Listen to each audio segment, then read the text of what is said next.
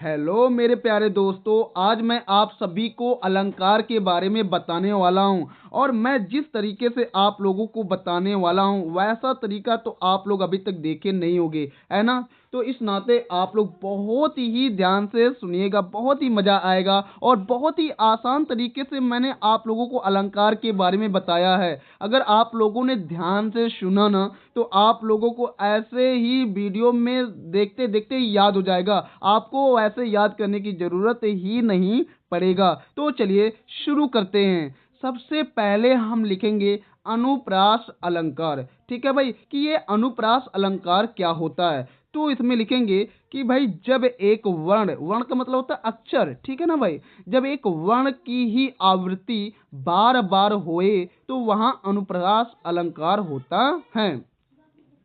मतलब कह रहा है कि अगर किसी पंक्ति में, किसी दोहे में, ठीक है ना भाई, किसी किसी भी दोहे में एक अक्षर का बार बार मतलब आए, एक एक अक्षर बार बार आए, तो वैसा दोहा जो भी कुछ रहेगा वो क्या कहलाएगा भाई, अनुप्रास अलंकार कहलाएगा। जैसे रघुपति राघव राजा राम, ठीक है ना भाई। तो इसमें आप देख रहे हो ना, रघुपति में भी र है, राघव में भी र है, राजा में भी र है और राम में भी र है। तो यहाँ पर र जो अक्षर है वो बार बार आ रहा है कि नहीं आ रहा है, तो भाई बिल्कुल आ रहा है। तो भाई इसी प्रकार से आपको देखना है, ऐसे आपको जो भी कुछ दिखाई देगा तो आप समझ जाओ कि वह किसका उदाहरण है, अनुप्रास अलंकार का है। क्लियर है भाई, चलिए ठीक है। अब बात करते हैं हम लोग एमक अलंकार की, कि एमक अलंकार क्या होता है भाई। तो कह रहा कि जहां एक ही शब्द दो या दो से अधिक बार आए किंतु उनका अर्थ भिन्न भिन्न हो, मतलब अलग अलग हो, तो वहां क्या होता है, एमक अलंकार होता है।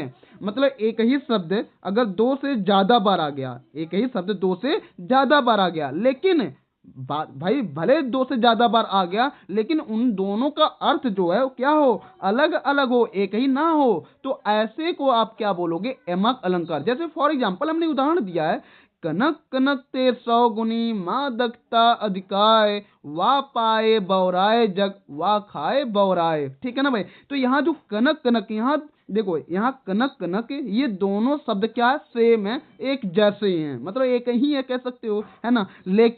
लेकिन यहाँ कनक जो लिखा है ना, इसके दो अर्थ होते हैं। एक कनक का मतलब होता है सोना, ठीक है ना भाई, और एक कनक का मतलब होता है धतूरा।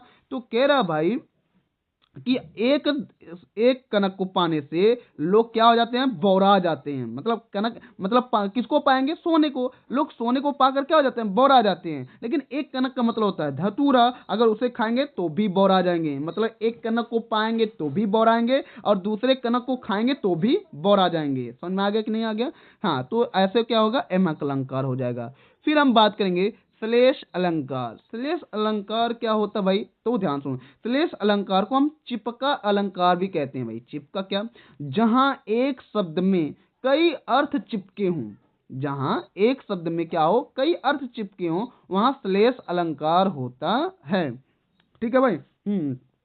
तो उदाहरण में, चरण धरत चिंता करत, चितवन चारों ओर, शुभरन को खोजत फिरत, कभी व्यभिचारी चोर। तो इस तरीके से आप लोग उदाहरण दे दीजिएगा। क्लियर है ना बाबू, बिल्कुल। चलिए अब आ जाते हैं उपमा अलंकार। उपमा का मतलब होता है ना भाई, तुलना करना, तुलना कह सकते हो ना। तो यहाँ जहां उपमेय को उपमान के समान बताया जाए वहां उपमा अलंकार होता है। मतलब किसी मशहूर चीज से, किसी मशहूर कोई चीज है, मतलब उससे आप कंपेयर कर दो तो ये क्या कहलाता, उपमा अलंकार। जैसे सीता जी का मुख चंद्रमा के समान है। समझ में आया कि नहीं आया। मतलब सीता जी का जो मुख है ना, चेहरा है ना, वो किससे तुलना किया गया, चंद्रमा से तुलना किया गया है। ठीक है ना भाई।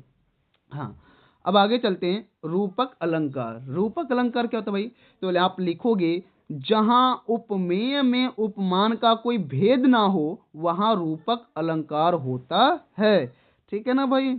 हाँ, जैसे चरण कमल बंदो हरि राई। मतलब यहाँ पर लिखा है ना कि चरण को कमल के रूप में बना बताया गया भाई। कह रहे भाई कमल रूपी जो चरण है, मैं उसका, हे प्रभु, हे प्रभु, आपका जो कमल रूपी चरण है, मैं उसका वंदना करता हूँ।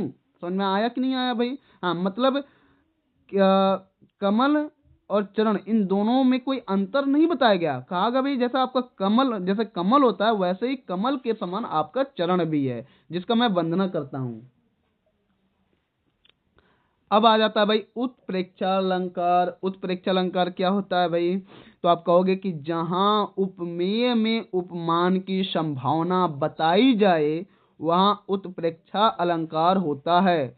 इसके वाचक शब्द जनु मनु, जानो मानो, जानहु मानहु आदि शब्दों का प्रयोग होता है। मतलब ये क्या दिखाई दे रहा है कि भाई आपके किसी भी दोहे, किसी छंद में, कुछ किसी में कुछ भी अगर आपको जनु मनु, जानो मानो, जाना हूं मानो, इनमें से कोई भी एक शब्द दिखाई देता है ना, तो आप समझ जाना कि भाई ये उत्प्रेक्षा अलंकार का ही उदाहरण है। जैसे फॉर एग्जाम्पल हमने दिया है, सोहत सोहत ओढ़े पीत पट, श्याम सलोने गात, मानहु नीलमणि शैल पर, आतप प्रयो प्रभात।